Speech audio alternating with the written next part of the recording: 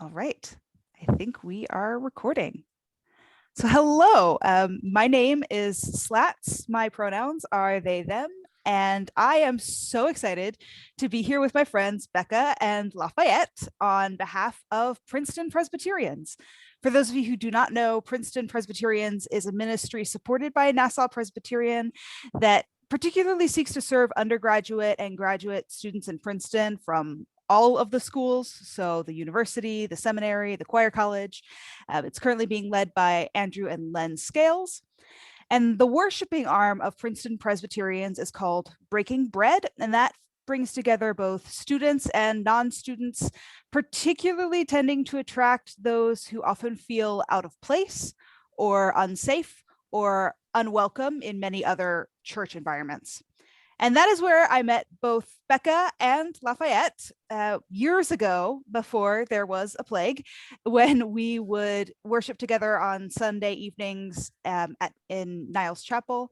Currently, Breaking Bread's been meeting through Zoom, which has been a kind of mixed blessing, because as much as we miss seeing each other in person, it also allows those of us who live farther away to continue to connect, because there are so many students in the community. There's some kind of transientness in the folks who come. So I have moved to Minneapolis in July and have been able to still continue to worship with Breaking Bread.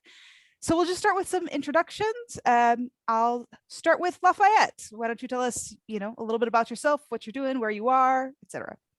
Sure. So, hello, everybody. My name is Lafayette Matthews. My pronouns are he, him.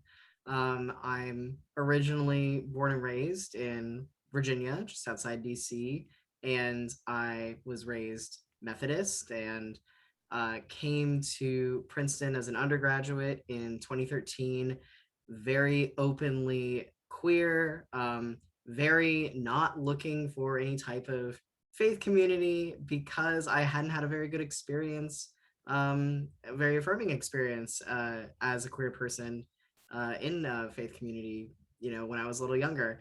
And then at the 2015 LGBT Center barbecue, this woman named Tara came up to me and she said, "Hey, do you want to come to my house? It's in a graveyard. There's a lot of cool people." And that is how I met Slats for the first time. And very slowly, I kind of inched my way into the Breaking Bread community and started going only in my senior year, but it made just such a huge impact on me as a person of faith. It really has shaped me in ways that I'm still kind of figuring out. And these days, I'm in New York City, soon to move to Washington, D.C., and I'm just completing my first year of law school virtually at Georgetown. And that's about where I am. Take it, Becca. I'll take it away. My name's Becca Bedell. I use they, them, theirs, or she, her pronouns. I was a classmate of Lafayette's in the class of 2017 at Princeton. I grew up in Florida and was raised atheist. And I'll say more about the whole faith journey shenanigans when we get there. But I tagged along to Breaking Bread for the first time about halfway through that senior year with Lafayette, and it sort of launched my faith journey for the past 4 years. And I actually wound up living with the co-pastors, Andrew and Len, that summer. And then I moved to Madison for graduate school at UW-Madison in a Master of Fine Arts in Poetry, which I finished in 2019, and then started working for Pres House, which is a Presbyterian campus ministry here at UW-Madison. So I still live in Madison with my fiance, Lily, and what happens next over the next 1 or 2 years is very up in the air because she is finishing her PhD. And I am currently in a discernment process of whether I want to seek out an MDiv and maybe future in ministry. So just sort of education, nonprofit life for me right now, with faith always in the background, always a journey. Yeah, happy to be here. Awesome. So we've got two very different backgrounds. Lafayette, I don't know if we've actually had the conversation that I was I'm from Virginia and was raised Methodist too. I think I think it's we come have. up. Yeah. Though I'm from outside Richmond, but so very different backgrounds about kind of relationship with religion. So we'll bounce back to Lafayette. Like how was it for you growing up in the church, and what was it that kind of drew you back into besides like a house in a graveyard, which is very, very cool, and is certainly a draw to go anywhere. But what was it that you were looking for, or that you started to see that made you curious about starting to come to breaking bread?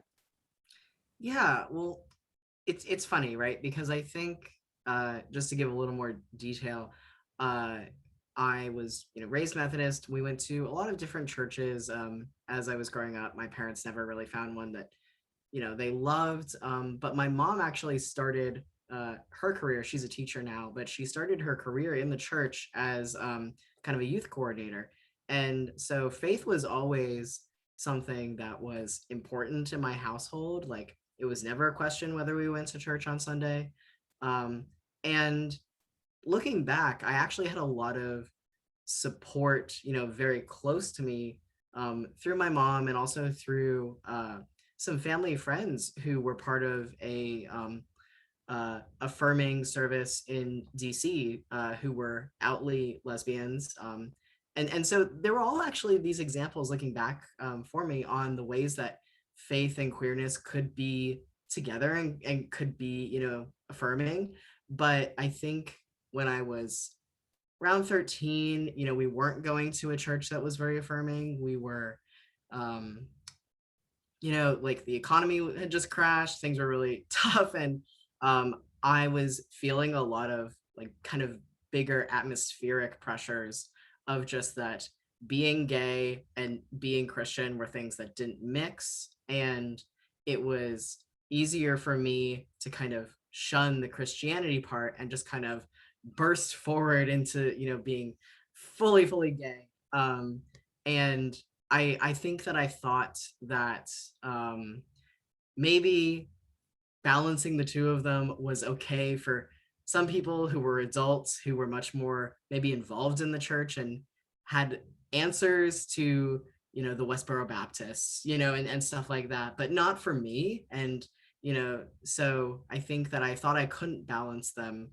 and wasn't really looking to try to balance them until I was maybe feeling a little more settled, and kind of the opportunity then presented itself. And I think it was really indicative of where I was at the time that I didn't go to breaking bread my junior year. I really kind of eased my way into it to see, were the people that I was going to be potentially spending this time in worship with, like, were they actually going to accept all parts of me? And I was just so surprised that, like, not only would they accept those parts of me, they would affirm those parts, they would help me grow, and that the worship and the entire sort of theology was actually rooted in something that was so radical, the original Jesus, as it were, not the fanon Jesus, and that actually, the church that I had grown up with, was maybe telling me something that was not as true to the life that Jesus lived as, kind of a radical, like, brown, a man who stood up for the poor, and, someone that I could actually follow and be inspired by today. And so I think it was just that, seeing that not only was this going to be a place where I would be accepted, but it was actually going to be a place where, my politics would be furthered, and that I could actually use my faith to grow in that way. So it's a very long-winded way of saying, wow, breaking bread was so cool, and I love it so much because it really just married all of the things that are really important to me. I really appreciate that. Like, I feel like there are times in our lives where we can balance things, and there are times in our lives where we actually need to focus on one thing or another. Like there's times where I've had to say, like, I need to really care about working through my own thoughts about my gender and sexuality, and I can't deal with the rest of the stuff. I just need to focus on this right now. And I think that's a really honest part of the journey. So thank you for bringing that up. So Becca, you were raised in an atheist household, you said. Was there any talk about faith or religion as you were growing up? Was it something that was, oh, some people do this and we just don't? Was it kind of anti-faith, or kind of what was that like? What made you kind of move to be someone who is maybe considering doing an MDiv? Yeah, it's been a journey. So the story starts before I was born, in that my parents met at a Unitarian Universalist fellowship in, I believe it was Ridgewood, New Jersey, where I was eventually born in 1995. And they had stopped going and being involved by the time that we moved from New Jersey to Florida when I was only like 7 months old. And it just, I heard years later sort of the explanation that it was just never that important for them to try and seek out that community again in Florida. My upbringing, the messages I got around religion were a very strange hodgepodge, because there was a lot of different religious background going on in the different parts of my family. My father's side are sort of like waspy white Protestant lineage descended from like the 1700s sort of colonists in New England. And my aunt on my dad's side, her whole side of the family is Methodist to this day. And there's actually multiple Methodist ministers and MDivs on that branch of the family. Who ironically have been the most supportive branch of the family of me since I came out as trans. And my mom's side of the family was Italian and Dutch immigrants, and there was religious background on both of those sides, but then both of her parents had been the generation who like really starkly rebelled against the church and stepped away from it. And for her lineage, that was sort of because it just didn't make sense logically, and they were just sort of like, this makes no sense. Like my mom would always quote one of her parents and say like, any god who allows, and then fill in the blank atrocity in the world is a sick son of a bitch. And that was sort of the attitude that she had. And my father had a much more open, almost, very Unitarian Universalist, almost pan-religious idea of like, we're all sort of in search of like this truth. He had been a religion major at Princeton, actually. And then he said that sort of in an alternate life, he might have wound up being a UU minister, but had been pulled away from that path by like shenanigans and like a wild twist of fate with the Vietnam War and writing a conscientious objector and like going into computing work as his alternate service, and then winding up doing computers lifelong instead of religion. So it was just sort of not a part of my life growing up. I heard, bits and pieces of what my parents believed, and they were relatively tolerant of religious people, but just with a sort of, whatever, they're over there doing their thing. It doesn't really affect us. We don't really believe that. And I didn't give it much thought until I was in high school and I was coming into my queerness. I had also been dating a girl who was very Christian. And so I, at one point, like helped out at her church with some things and so I was starting to see Christians more as real people, but at the same time, starting to become more politically aware of the conflicts between the established Christian church and queer people.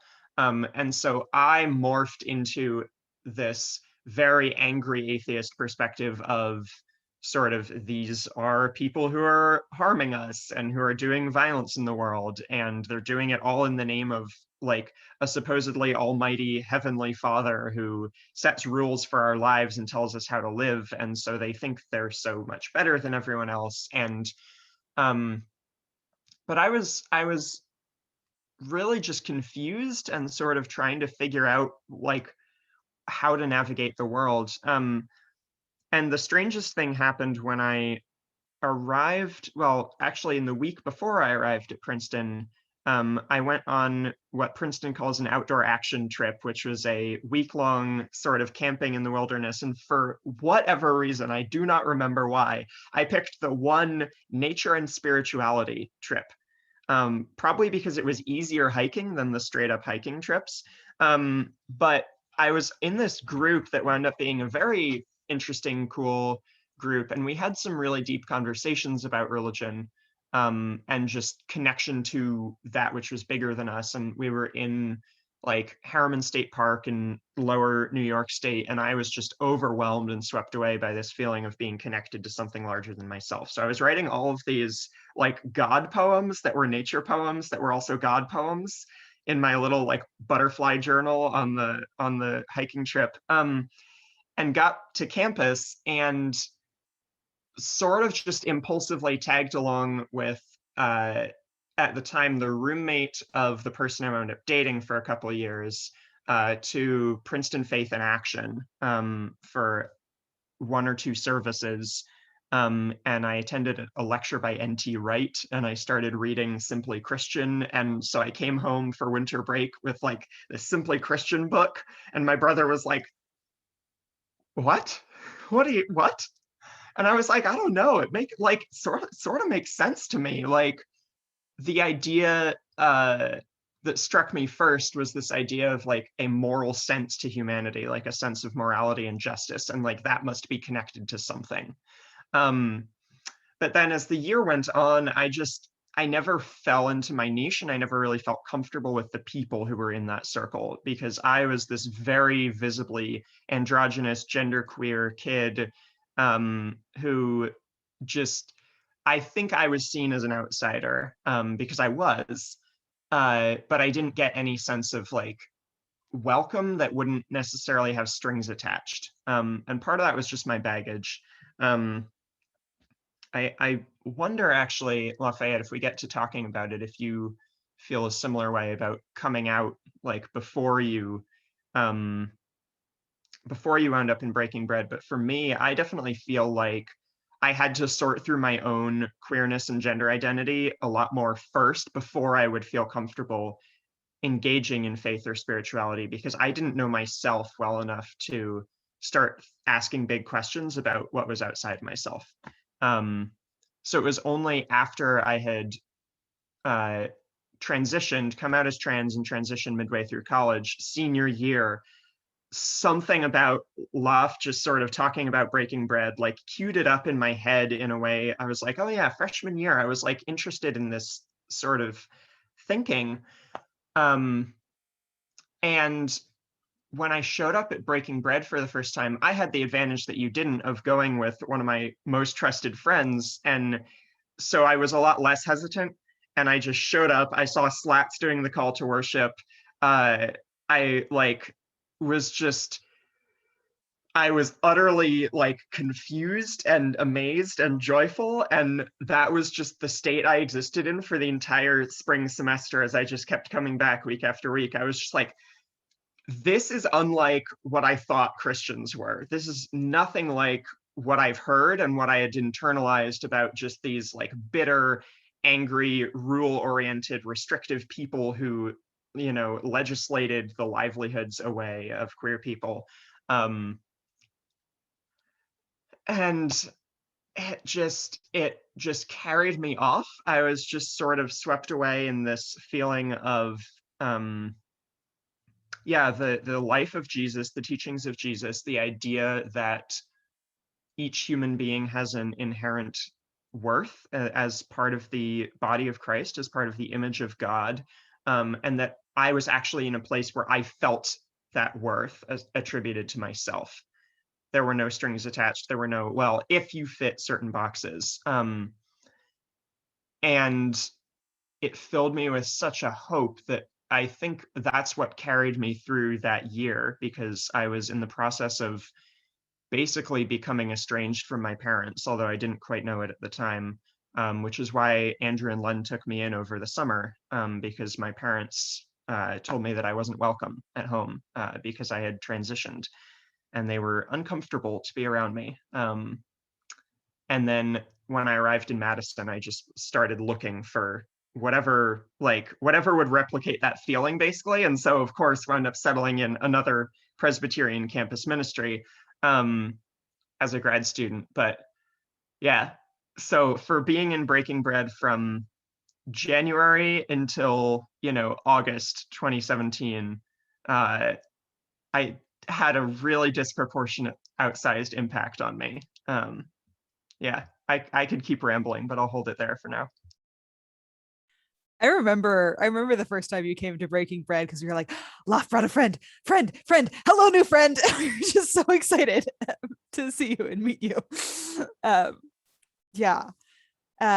So something I hear in both of your stories is actually that that you've both had examples at various points of your life of how kind of queerness and Christianity can intersect. Like Lafayette, you mentioned having kind of looking back and seeing like, oh, there were a lot of ways that these actually stood together. And Becca, you're talking about the part of your family that has dealt better with your transition being the Methodist minister side of your family. And, not that we would necessarily expect that, but great. Versus this kind of image of what the church is, and like specific parts of the church that are very loud and vocal and like to legislate things. How have you kind of navigated that kind of going forward in the future? I don't know if this is a good place, Lafayette, for you to talk about what you're doing next. Yeah, I can talk about that. Well, I can actually talk about the thing you're thinking of and another thing. So as I mentioned, I'm just finishing up my first year in law school, and this summer I'm gonna have a week break, and then I'm gonna get to launch right into this internship with Americans United for the Separation of Church and State.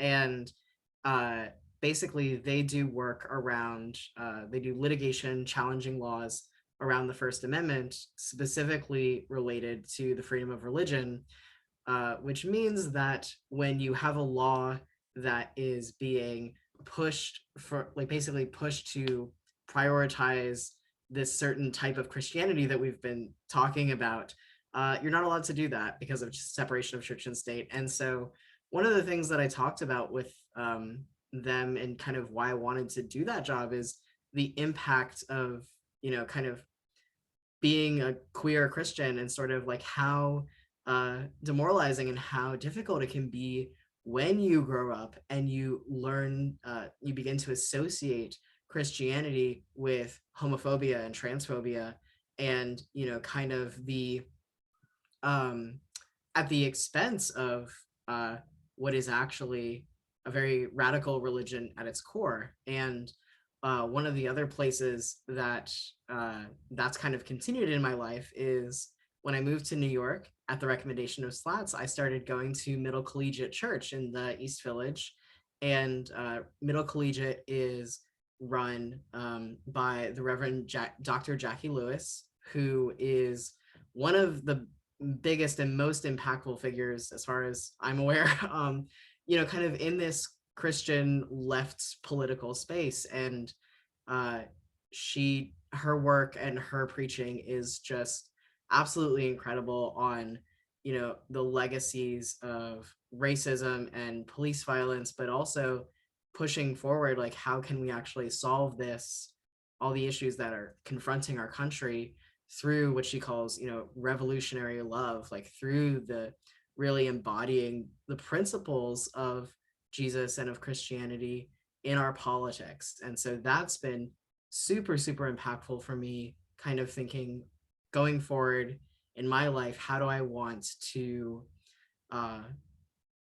walk this earth and see every other person that I meet, kind of as this holy being, that has life, that is inherently worth something, regardless of what our laws say, regardless of how the rest of society may treat that person, So that's been super, super impactful for me. And again, it all really started at breaking bread to kind of draw these connections for me. So, yeah.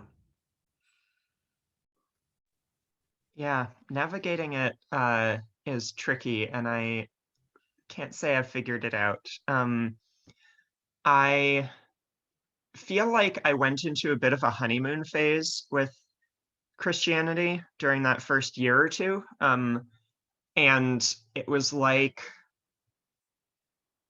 just my awe at finding such radical people and such amazing love in the church allowed me to just set aside the anger that I had for Christianity, and the violences that I knew were being done in the name of Christianity.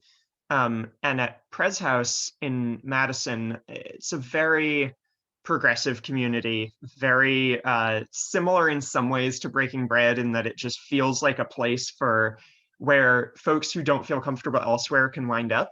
And that's been especially true of the Queerly Beloved group that I founded, which is our like queer small group where, folks are like basically come as refugees from other churches in the city once they've like discovered that they're queer, or they've discovered that their church is unaffirming, or things like that.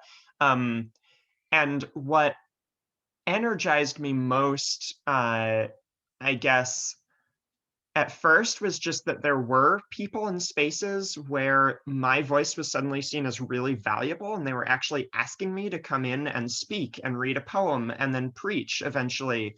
And over time, something shifted in the last 3 years or so from that honeymoon phase back into a more, I guess, gritty realism of like sifting through the BS that is in establishment Christianity, and like having to butt up against the fact that it is hard to call myself something that I know a lot of other people in this country and in the world are calling themselves, and then using that label as a justification to try and wipe out my people, basically, to try and wipe out people like me, and to try and do just countless harms, whether that's, legislating people's bodies, people's reproductive systems, like blatantly ignoring Jesus's calls to take in the stranger and enforcing like really draconian border laws, like any of that. It's been a lot of up and down, and I've had to think really critically about whether or not the Christian label is a place where I can land long term. And I've had to think about that in part because I know that I have been really welcomed and found a lot of places where I can use my skills and I can use my voice and I can speak change into the world and I can bring people together. And it turns out, really good at that. And like I took on like a lot of things when I joined like the student council at Pres House. I just sort of dove in as like this overachiever sort of person. But proving that I can be a leader or proving that I can do something is not the same as necessarily knowing that that is what is going to sustain me long term. And I am actually currently a grant recipient from FTE, which is the Forum for Theological Exploration based out of Atlanta. It's a very, in case you guys aren't familiar, very progressive sort of leadership incubator for young adults in the church. Great people, wonderful, just connected me with a lot of really cool queers, a lot of cool Black theologians who are doing fantastic work. Atlanta seems like a pretty cool place. I never like knew about that that aspect of it before, but like and my grant process is doing a lot of reading, basically, a lot of like queer theology and progressive theology and Unitarian Universalist theology, actually, to try and figure out my path forward, because I feel called to ministry in some degree, but I started going to a Unitarian Universalist fellowship about a year ago with my partner, who is atheist, and she is not someone who has a lot of comfort with Protestant church spaces, but the UU hits that niche where it's sort of like, well, my mom always called UU the last net for a falling Christian, sort of like very tongue in cheek, but like it hits that like liminal space, marginal space where you are not expected to like show your belief card at the door, and there's not very dogmatic or doctrinal language. And I am exploring maybe this paradoxical thought that if I let go of the need to be, or the instinct to maybe pursue a career of leadership in, for example, the Presbyterian Church, I could do that work elsewhere, but actually that might free me up to practice the parts of the Christian faith that really resonate with me and to maintain Christian community in less personally complicated ways. Because when I am put on the spot to try and do exegesis and dive into the Bible and get my hands dirty and try and explain passages that like are really messy and have been used for a lot of harm, I can do it, but I've had to recognize that it's not necessarily sustaining for me. And so to actually use my faith as a reminder to like shape my life and turn my leadership towards other areas, but then if I'm not having to like be the spokesperson all the time within Presbyterianism or Christianity, I can actually just exist more freely and return a little bit closer to that just sense of joy that I had for that first year after finding breaking bread. So it's a really complicated thing. But my mentors and my mentor at Pres House, who is Quaker, Ginger Morgan, she's been fantastic in like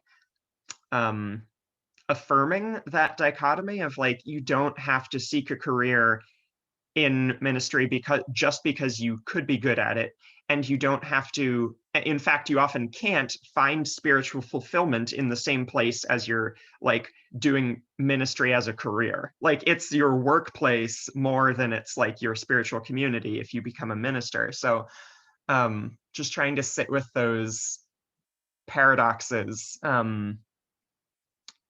Yeah, and right now I like, because of the pandemic in part, I'm feeling pretty adrift in terms of my own personal like faith community. It's made it much easier to reach out to different communities, but much harder to have that very immersive sense of consistent community. So I'm joking that like the same thing is happening with my gender as it is with my faith identity over the last year. I like switched back from identifying solely as a binary trans woman to identifying as non-binary, or just existing in this liminal floaty space between like they and she and woman and non-binary. And similarly, I feel like I am allowing myself to just feel out the floating liminal space between Christian and like whatever is like the threshold of Christianity, like on the edge, and putting aside the need to fit any internalized mental rubric of what it means to be a Christian, and then just listen to of where my faith is going to guide me in terms of where I land.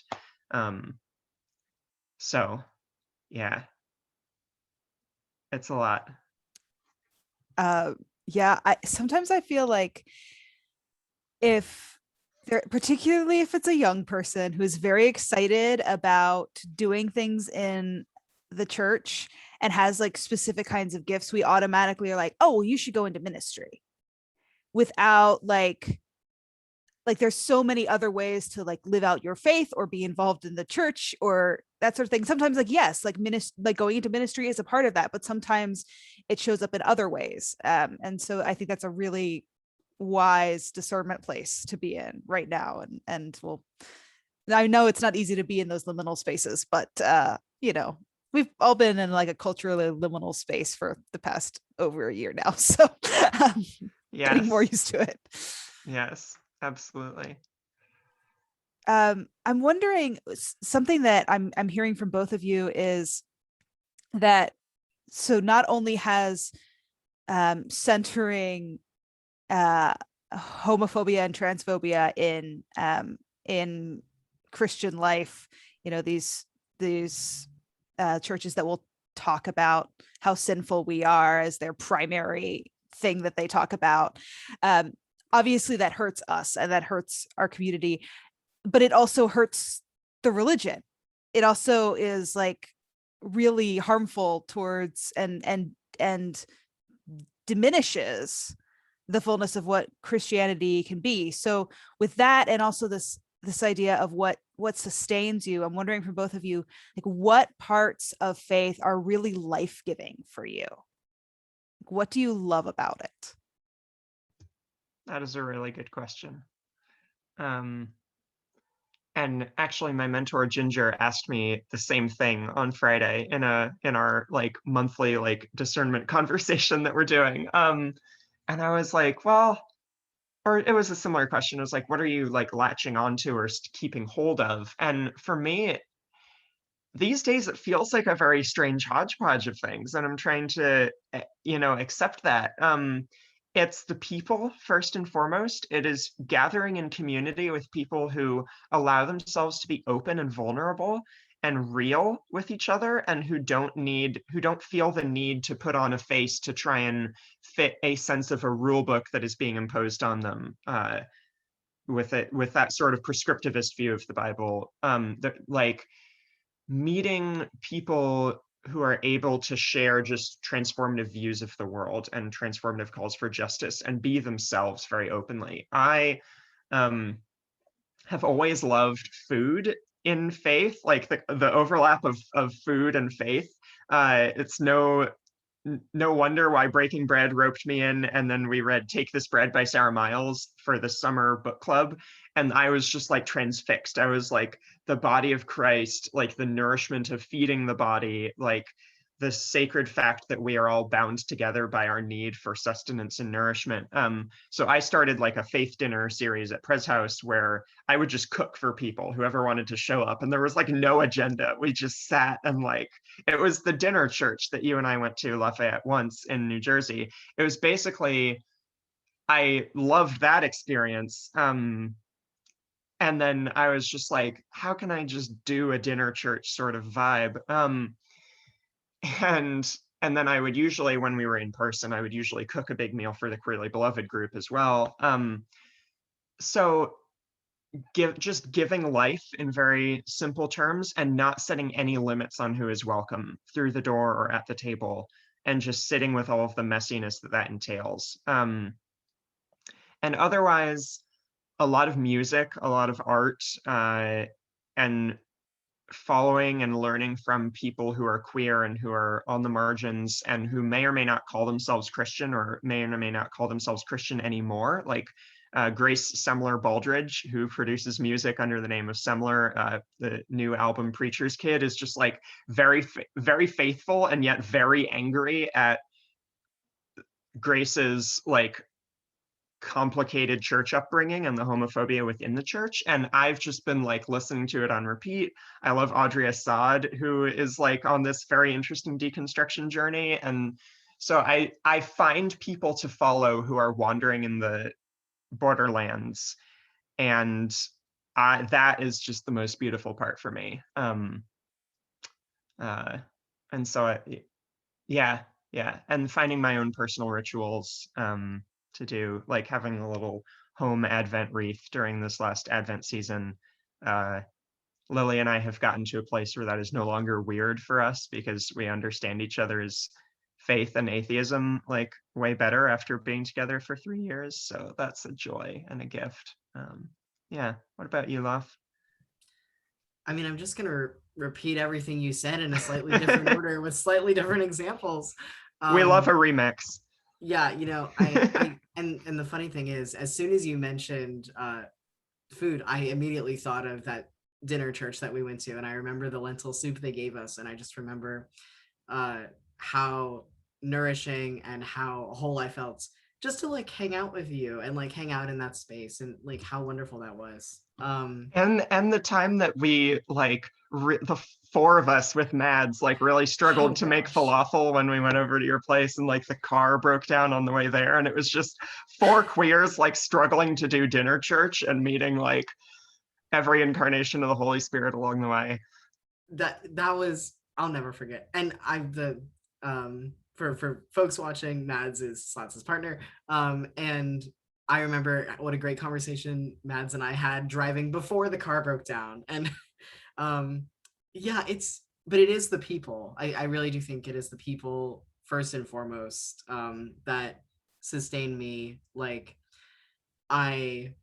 when I started going to middle collegiate, part of the reason that I kind of dropped off was, first of all, it was an hour to the East Village on a Sunday morning, and that's hard. But I met a couple people, and then I also found other people who were not part of a church, but who sustained me in a way that a church did. And that was through like the New York folk music community. And I thought that was a space where I was feeling a lot of the same vulnerabilities and opportunities for people to express themselves that often come up in church. And it's often one of the only places that a lot of people feel safe enough, for instance, to sing, or safe enough to kind of get up in front of other people, is in a church when they don't think anyone else will hear them. And through this last year, I've actually been going to a virtual what's called a secular hymn sing, and it's all a bunch of, well, not all, but like many sort of wayward queers who miss hymns but don't necessarily want to sing the hymns, but want to sing kind of the same music that gives that feeling of community and sustainment. So that's sort of a place that I've landed, and it's a place that kind of, especially around major holidays, brings me a lot of sustainment. Like I'm very lucky to have very affirming and loving mom and grandma, and the connection to having the Advent wreath on the kitchen table, or singing all of these really old hymns. It has the sort of ritual aspects that maybe I don't quite understand all of it, or I don't understand why we do it, but what it gives me is the feeling of being connected to people close, but also people who have passed, just knowing that other people around the world are lighting candles on this night, or stuff like that. And so I think lots of different kind of threads that are kind of interwoven in the choices that I make, and they're not everyday choices. I'm not currently zooming into any services, but I feel like they're almost more subconscious. They're almost sort of reorienting how I look at the world now, and kind of the ways that they manifest are often ways that I can't directly connect back to any sort of scripture. I definitely can't quote that scripture, but it doesn't mean that they're not kind of in me now. And so I think for me, that's a very it's a very sort of like organic and like self-generating place of faith, because it means that I don't necessarily have to feel like my faith is coming from a place of defensiveness against a larger society. It's a faith that is sort of bounded and sustained by a loving place, and so that's it's still complicated, it's still messy, but like it's it's a place that's kind of going to sustain me regardless of what other people are going to say. That's really beautifully said, Lafayette. Thank you for that. I know That's gorgeous. I Yeah. love that. We are about at time, but I want to kind of give a last thoughts moment. So if there's anything that you really want to say that I have not asked about, or maybe anything that you want people to know about being queer and Christian, or something that you maybe would say to a younger version of yourself. I'll give you 3 prompts and you can do whatever you want with them. I guess something that comes to mind, which I was sort of going to say just in reaction to Laf sharing, is I feel like we need to rethink what church is, in the sense that I think we need to hold in the forefront of our minds that church is not an hour on a Sunday, church is not a building, and church is not a set of rules or ordinances agreed on by a particular ruling body. It is the body of Christ. It is the people. It is the rituals that we make amongst ourselves and the work we do in the world. And I think queerness has a lot to teach the church. Book plug for Queer Virtue by Elizabeth Edman on that front, that queerness has a lot to teach the church. But that would be my final thought. Yeah. I'm glad you brought that through, because I was about to say, and if Becca doesn't say it, you have a lot to learn from queerness at all churches, at all bodies. Yeah, I think that kind of final thought, but also something that I might say to the church and to my younger self, is change is okay. And sort of what sustains us at one point doesn't always sustain us at other points. Kind of going all the way back to what we were talking about, of feeling like at some points we had to maybe compartmentalize certain aspects of our identity or deal with certain things first. I'm kind of the view that whatever you did at a certain point in your life is kind of what you needed to do, and what you're doing now is sort of what you're needing to do. And as long as you're kind of checking in, then that's good. So I would say, don't be afraid, younger self, to change. Don't be afraid of the change. And at yearly church conferences, don't be afraid to listen to other younger people who are maybe pushing for some of that change, because it really is all about the people.